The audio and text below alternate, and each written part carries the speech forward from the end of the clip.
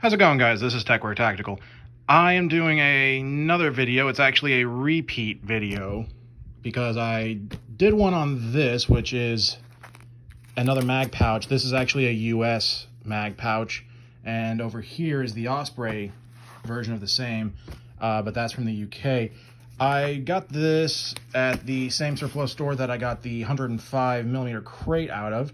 And this one was like 10 bucks, and I just said, sure, might as well have one for the US version as well.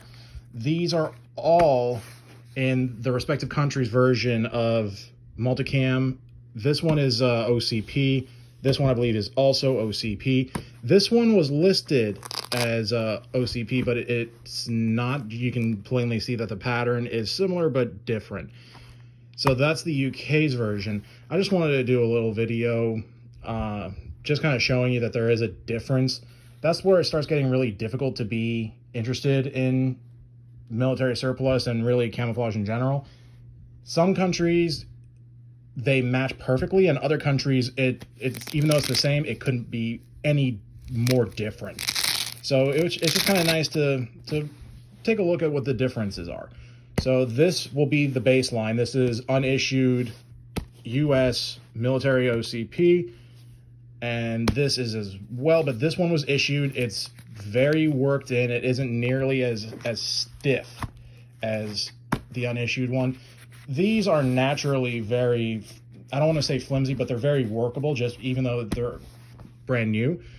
These ones are meant to hold up to a lot more abuse, so they kind of have to be stiffer. These are basically non-bendable at all. They basically pop right back into place. Whereas with these, even though they have the same sort of material in between them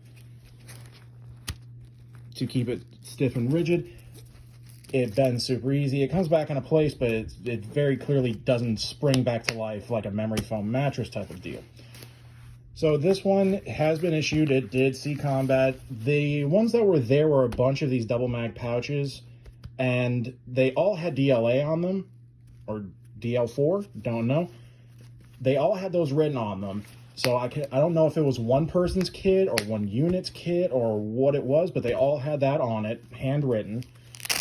So that's kind of nice. It's not as nice as like an AK stock with like some hand engraving in it, but it's nice to have. It's nice to know that there was a human touch behind this.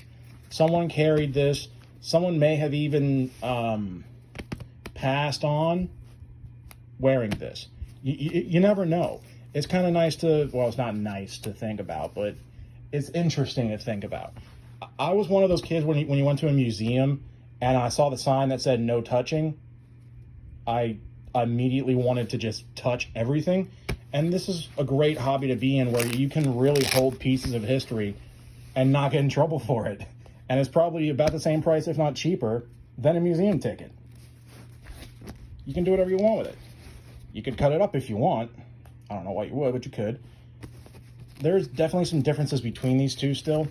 There is a little piece of elastic that runs around the whole thing for the US one. For the UK one, it is super basic and doesn't have that at all. So if you're running a single mag in it, it's going to be wobbly. It's going to probably shake in there. This one obviously not, because it would be snapped down.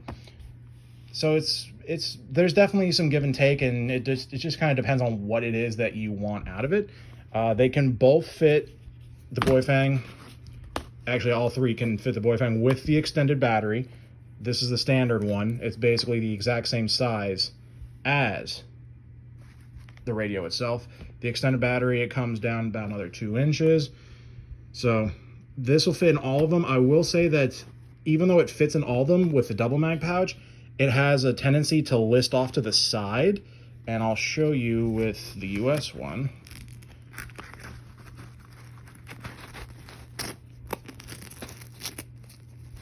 It fits in all of them. It's off-centered, so it wants to hit the top flap of the pouch.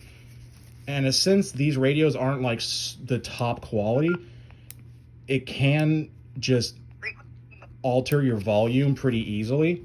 And when you close it, it immediately kind of kicks it off to the side and is in there sideways. So it'll work for it if you just want a cheapy little radio pouch to put something in. If you're gonna do this, I would suggest maybe holding out for maybe a single mag pouch. It would probably work a little better, or of course you can try and alter this yourself by cutting a portion of this off and then restitching it together. That way it doesn't just fray. But again, I'm not exactly sure that if it's that worth it to you. There's other ways to go about getting a radio pouch, and there's probably God knows how many cheap $10 ones on Amazon. But again, it's not going to be the same quality as something that was made by a major military or for a major military. It's just not going to be the same. So keep that in mind while you're making your decisions. There's always something to be found, and who knows, maybe you'll find something that is meant for a baseball sort of device that goes kaboom, and that fits this better, but it doesn't fit the extended battery in it. And that is something I've noticed that some people have used it for. It'll work with a standard battery, but not with the larger one.